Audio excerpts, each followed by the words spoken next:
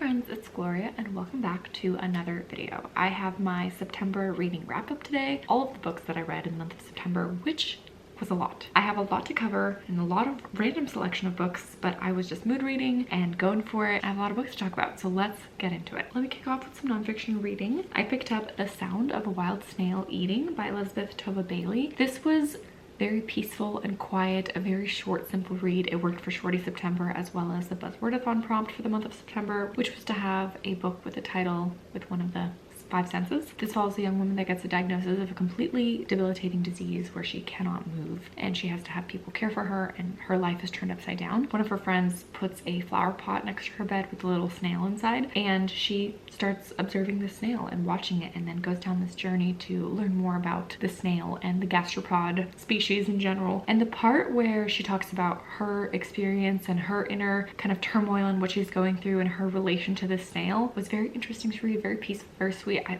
feel like I loved those parts. The parts that kind of lost me was the nitty-gritty detail, scientific detail that she discovered about snails and like the way they do certain things, and some of that was like, oh, that's interesting information, and a little bit of it was like, I don't really care. The positive moments where this felt like a little diary of reading about this woman's experience, and then also a little bit of scientific snail knowledge, which I took 3 years of zoology, so I should have appreciated. It took me back to that a little bit. A lovely little read. I'm glad that I picked it up. I gave it 4 stars. It was very enjoyable. Would highly recommend if you love a little short nature nonfiction. Then I picked up a parenting book called Raising Good Humans, a mindful guide to breaking the cycle of reactive parenting and raising kind, confident kids by Hunter Clark Fields. I talked about this book as well as many other parenting books in a video that I talked about pregnancy and parenting books and my birth story. This one was all about meditation. Not necessarily that much good parenting advice, but I guess the main takeaway is if you learn meditative practices when your kid does start throwing a tantrum or something happening, you are able to access that and not react in a negative way, but be able to remain calm, process the situation before you. I feel like that makes sense. It's like a good takeaway, but really this whole book is just meditative practices and like breathing exercises to do and journaling and that kind of thing, which totally could work for some people. I didn't find this particularly very helpful for me. Then for my birthday month, my sister sent me this beautiful little antique reading photography book that she found, and I just thought that this was so special, by Andre Kurtesk. This is a book filled with photographs from 1915 to 1970 about people reading. So he was a photographer, and this mainly is in Tokyo, Paris, Hungary, and New York. Captures people on rooftops, public parks, crowded streets, during play, doorways and stuff. I don't know, it was just so cool to like see people reading all kinds of things in different like bookish images. They're all black and white, but I just thought that this was like a very special little book. Definitely a wonderful like coffee table book, which we currently don't have a coffee table because we have a 1-year-old and he would destroy it, but this will definitely be like a cherished little possession that I have on my shelf. Let me mention the 2 historical books that I picked up, starting with A Dangerous Place by Jacqueline Winspear. This is book number 11 in the Maisie Dobbs series, so I'm plugging my way through. There's 18 books total. My goal is to finish all 18 by the end of the year. I think I can do that if I pick up the pace in the last 3 months. This book definitely starts like a new era of the next phase of the books. I think the first 10 books of the series were very cohesive in her time of life and what she was figuring out and all the mysteries, and this one kind of sets a new journey and a new pace of things that happened to her and her direction forward, as well as the start of the Second World War. So I did find this one enjoyable, and I'm very interested to see where the next books take her and what is going to happen to this character that I now am very much invested in. I've been invested in for a long time because I love the first books and have been along for the ride with the rest. Then I read the e-arc copy of Christmas with the Queen by Hazel Gaynor and Heather Webb. I absolutely loved The Last Christmas in Paris by them, which was a book that I read around Christmas time last year. It was a favorite of the year. It was a beautiful epistolary novel and a totally historical fiction standout. So I was very excited that they were coming out with a new book. I have now found out that they have quite a few other books that they've released together over the years that I haven't tried. With this one, I wasn't necessarily drawn to the premise of the book, but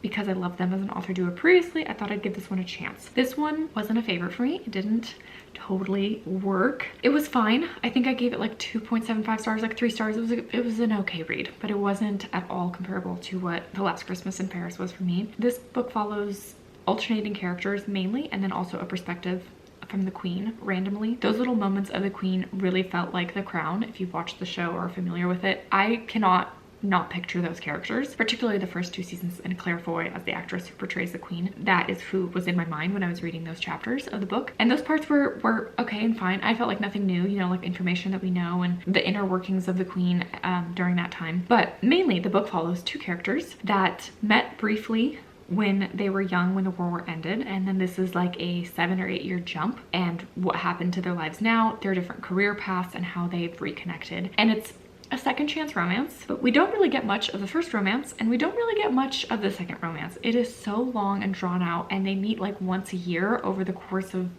5 years, and they're like, you know, will they, won't they, but they won't, but they won't. They don't do anything, they don't go on any dates, they don't really have any main conversations. They just sort of like reminisce and think about, oh, I kind of like liked them in the past and we should get together. And then so the whole book was just like this, will they, won't they, but nothing ever happens. And in the end they finally come together and it all works out and it's all happy ending, and there's some reveals here and there that were kind of like, well, duh. So I just had a few issues with like the pacing of the book. The characters were good to root for and I liked them and the way they were developed, but not really. They felt kind of like skeletons or like an outline of the character. It didn't have that emotional impact. It didn't have like that grip that the previous book of theirs that I've read had. I feel like this will be enjoyable for many people that want to read, you know, Christmassy, fun historical fiction. The Christmas theme was very strong. It was very much like Christmas in London and the Christmas season and like the joy of that. It could totally work for some people, but I found some things that were missing in the book for me to really love it. So yeah, it was okay. It has not deterred me though. I will try to read more of their books. I know they have a few that are set elsewhere that have other main characters that I'm still interested to try more from them as an author duo. The next 5 books are big hodgepodge. They're all random. I'm gonna get the exciting one out of the way. The one that's all the buzz and all the rage. The God of the Woods by Liz Moore. I had zero intention to read this because it is so hyped and I'm like, I'm not gonna like this. A literary thriller, like this is the book of the summer, the book of the year probably. I'm definitely gonna win some Goodreads Choice Awards categories. I had no desire, but then it was a lucky day and it came in at the library, and the pressure, you know, just like, oh my gosh, everyone is reading this. I had such strong FOMO, like I'm missing out on something because people are freaking out about this from like all aspects, not just the people that read horror and thriller, not just the people that read literary fiction, like kind of everyone was liking this, and I'm like, what is this book all about? So I read this book. Its entirety of this book I read physically, which if you have followed me from the last year or so, I don't read books physically anymore because I have a kid and I just cannot sit down to read a book. But I chugged along with this one. I made sure to dedicate time every evening to like read through as much as I could, and it was so fast-paced. Like this is a long, thick book, but it was fast-paced and I had a hard time putting it down. I was so into it. So that goes to show that I get the hype. Like I really love this one. It wasn't quite a 5-star read. It was 4.25. It was really enjoyable. It was great. It was gripping. It was thrilling in a slow burn kind of way. The pacing, the multiple perspectives, the time jumps, like everything was so captivating, even though it wasn't necessarily like twists and turns and jump scares and like crazy things were happening. It was so just slow and more than anything character focused. This follows a whole big selection of characters and it jumps in time all over the place. So if you have a hard time with that, I feel like this book will be very confusing to read. I actually love that I read this physically because every chapter starts with the person who we're reading from and what timeline we're on, and that just really set like, okay, this is where we're at, this is who's talking. I can imagine that listening to this solely as an audiobook would be very confusing to like, oh, who's talking right now? Like if you miss that for whatever reason, it would be hard to follow because we do get even one character going back in time, like 3-4 different timelines. Overall, this follows a summer camp vibes, rich people problems. We have like community focus. We have sibling dynamics and new friendships and a bit of a coming of age and just so many different themes explored, which I all found very interesting. This mainly follows women more than anything, even though it does follow a sibling set that both disappear from camp at 2 various timelines, and we follow this one main family, but all of the other people surrounding that family and the ways they're all connected. It's a character novel more than anything, and the hype is there. If you love a character novel, if you love just being like brought on for the ride, there's nothing really gruesome or gory about this. There was no really strong sexual content or even language for that matter. I was expecting a lot of like, you know, crudeness in this as a literary thriller. You know, I expected this to be like kind of icky, and it didn't really have that. So that was actually a pleasant surprise. This is probably my big surprise of the year for me, I feel like, in terms of actual enjoyment because this is such a popular book that I had like really low expectations, but I was like, hey, that was a good time. I'll just continue with the books out of my comfort zone trend here. I picked up Soldier Sailor by Claire Kilroy. This is a literary fiction contemporary book set in the UK that was longlisted for the Women's Prize for Fiction. You know me, I don't read prize books very often because I don't think I'll like them. I don't really read lit fic because usually not my kind of jam. And this one had a bit of the things in it that I don't love about books, but more than anything, this book was quite relatable in a very exaggerated, almost satirical way. This follows a woman who is unnamed, but she calls herself Soldier, and then she calls her son Sailor. So that is where Soldier Sailor comes from. And this whole book is just a long letter to her son over the course of being a new mother, the first few years of parenthood, like having a baby and a toddler and having a husband that's not really involved and not really helping out, and the complete crazy identity shift of what it is to become a mother and step into motherhood. There were a lot of sentences and moments and glimpses in here that I found super relatable if you're having a tough time with the kid as a new mom. But then there was also a lot of stuff that was so kind of over the top and very stream of consciousness, just blabbering on and on and on about things. What I don't love about lit fic, and I don't particularly love stream of consciousness. I think this whole book is stream of consciousness. Like there's no really chapter breaks. It's just kind of on and on and on and on, like a big long letter with random anecdotes and stories and happenings. I liked it because I found it relatable in parts, and then at the same time I didn't like certain things. So, you know, I ended where I usually end with a lot of my books, and my ratings is middle of the road, 3 stars. Speaking of mother and son, I have a boy who just woke up from his nap, so I will continue the rest of my September wrap up when I get a chance next, which is probably during his next nap. So I'll check in with you in a little while. Hi, I'm back. Let's finish up this wrap up. Next, I'll talk about another book that was out of my comfort zone or out of the usual of what I pick up, and that is a YA fantasy, a young adult fantasy. But this book was on my radar for a very long time, since the start of my booktube days. I heard someone mention it. I thought the cover was gorgeous, but I have since not heard a single person talk about it. I decided to read it. I'm talking about Ink by Alice Bradway, and it's not really a surprise why I haven't heard people talk about it.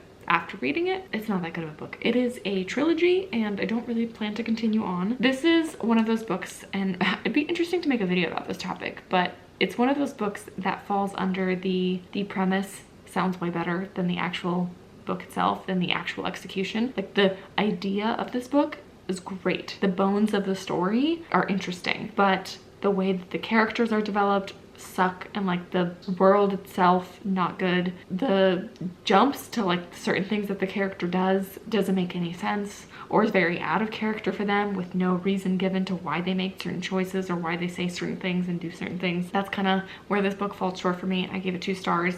The premise always intrigued me. It's like a dystopian world where everyone has marks on them or tattoos of things they do in their life, things they accomplish. And so the society falls under those who are marked and those who are blank. And the blanks are seen as bad and like evil. So that is like where good and evil differ. And of course, like the mayor of this town has an agenda against the blanks, and it probably turns out that the blanks are good people, but you know, it's like all of the YA dystopians. It has that similar kind of like divided into classes or factions kind of thing going for it. And we follow a teenage main character who realizes that her dad had some marks on him that mean that he did something no one knew about. This book is also a little bit more like gory and gross than I expected, because at the end of your life you are flayed and like your skin is turned into a book. If the book is burned, that means you are forgotten and lost and like you did something bad. But if you are good, that your book stays with your family, and it has like this ancestral thing in it. But it did talk about a lot of like kind of body stuff, which was a little, it wasn't terrible, but it was a little gross. So this actually fit very well for the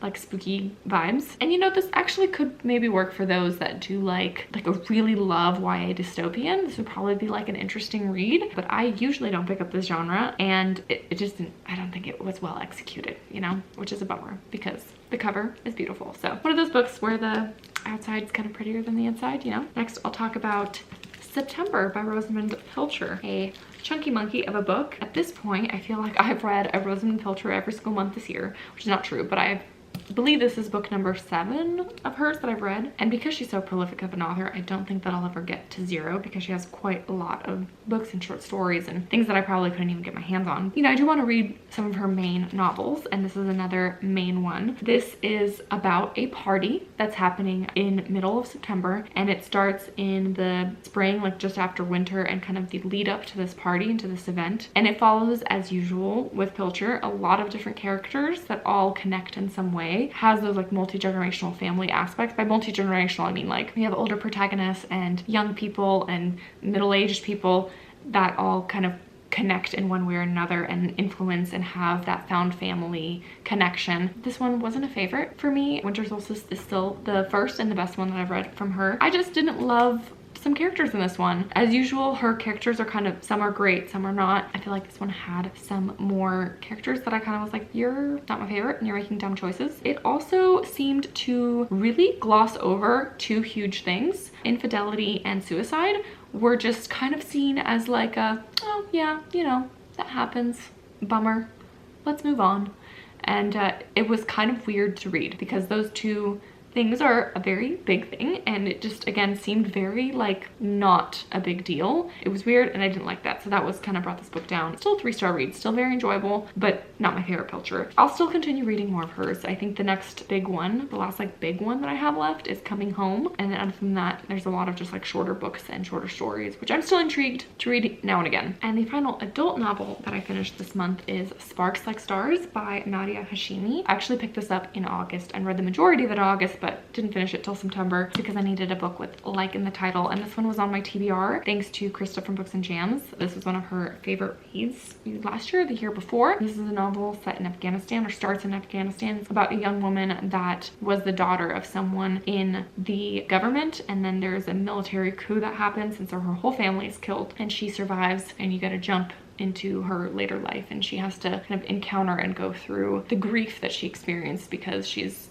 face to face with someone that was there when her family was murdered. And so this book dives into Afghan history, which I thought was really interesting and I don't know enough about, and it was a really good story. I gave it 4 stars. I didn't love it quite as much as I would hope because I had a hard time connecting with the main character. Like, she just felt a little weird and distant and cold to me, and I just didn't love her. It's like silly to compare because they're very different authors, but Khaled Hosseini and Nadia Hashimi, they actually do like blurb each other quite a bit. But if you love like The Kite Runner or any of Hosseini's books, then I think you need to pick up this author because they do write kind of in parallel. They bring up these stories that are steeped in Afghanistan, so you get a good sense of place there and you get to know about the history of that country. And then I will end with the 8 picture books that I decided to read on a whim, all by one author. 2 were rereads. I thought about making a whole separate video of this, and maybe I could. I don't know if people are interested in picture book stuff, but I just will throw it in here in September wrap up because that's when I read them. I absolutely loved Farmhouse by Sylvie Blackall and Hello Lighthouse. These are the first 2 books of hers that I've read. These are absolutely stunning, gorgeous, beautiful picture books with a lovely like author's note even at the end of how she came up with the story. The artwork is beautiful. They're almost like semi nonfiction stories as well, which were excellent. And then I thought, well, she has a ton more books and I have not read them, so let me just check them all out from the library, rate them from favorite to least favorite. At the bottom of the stack, I picked up If I Was a Horse, and this is actually one of her newer books, and all of her artwork is gorgeous in all of these. Her coloring and the way that she just brings the story to life through her art is lovely, and she actually has illustrated a lot more other books than these ones, but these are the ones that she wrote and illustrated. This one I just found to be kind of nothing special. Like, the story did absolutely nothing for me, which is very different from her other books. This one was not my favorite. It's what the title is. If I was a horse, this is the things I would do, and it's a little girl having an imagination as if she was a horse. I imagine that this would probably be a big hit for all the girls who love horses and like horseback riding and all that fun stuff. Next up in favorite is Ahoy. Now this one had some gorgeous illustrations, and it also is very on theme with the previous one. It kind of has that imagination quality. I think it's a father-son, but the little boy is having this imagination and wants to go on this voyage and be on the ship. The parent is just trying to like do life, and then he jumps on board and decides to join in on the imagination. It was actually like a cute story and message, but just not as much of a favorite as the other ones. But again, the artwork, lovely. Next one is If You Come to Earth. This is a story that she co-wrote with the children. She went on a trip with Save the Children, and the question was asked, if an alien came to Earth, what would they need to know? And so this book kind of goes through what humanity is like on Earth, what kind of people there are, what kind of things do they do, how do things work, stuff people eat, some of the nature. It was just a very sweet story of different aspects of our world and how things work, and I just thought it was very well put together. Next is A Negative Cat. This is a story about a young boy that really wants a cat, and it's a bit of a grumpy cat, and his family realizes it's a bit of a grumpy cat, but in the end they realize that they find common ground with reading, which was very sweet. So just a story that was kind of just sugary sweet and funny about a cat. Next on the favorite list that I thought was clever was The Baby Tree. This one is all about a boy that tries to find out where babies come from, and so he asks different people, and then it just kind of comes together really cleverly and sweet. But I actually thought this was quite a fun read when you ever do need to explain to your kids where babies come from, because it kind of makes it playful but then also true. So there is some information, like nonfiction information at the back of how like a sperm and an egg come together and all that stuff. So it's like fun and silly and then informative at the end. Next is Are You Awake? One of her first picture books. This one was just very sweet about a little boy keeping his mom up all night asking a million questions, as little toddlers do, little kids do. It just was very sweet. Love this one. And then in second place is Hello Lighthouse. I just can't get over this book. I mean, it's absolutely gorgeous. One of the most stunning illustrations just throughout, and it tells the life story of a man that works in a lighthouse and his family, and how time moves on and people went away from lighthouses. And in the end of the book, it actually gives a story of how like lighthouses used to work. So this almost felt nonfiction like, and just lovely. Absolutely love this one. And then of course number one, it wasn't removed from its slot, but that is Farmhouse. In rereading it, I absolutely loved it even more. This is almost put together kind of like a scrapbook. The author actually bought this house and walked through it and discovered all the little things and put together the story of who she imagined the family was that lived in this house through the generations and through the years. So it almost felt like also part biographical in that sense, and she actually used certain things that she found in this house, like the peeling wallpaper and little buttons and tidbits, and it just was so beautifully put together. I really had fun diving into this author's and illustrator's work, and so highly recommend if you are into picture books at all or ever want to pick one up. They're all very beautiful and lovely. So that is my September wrap-up. I've been chatting for a while. I covered a lot of books. Please let me know what you think, agree or disagree with any of my thoughts, any of these books stood out to you. Thank you so much for spending some time with me today and for watching, and I'll see you guys with another book video soon. Bye.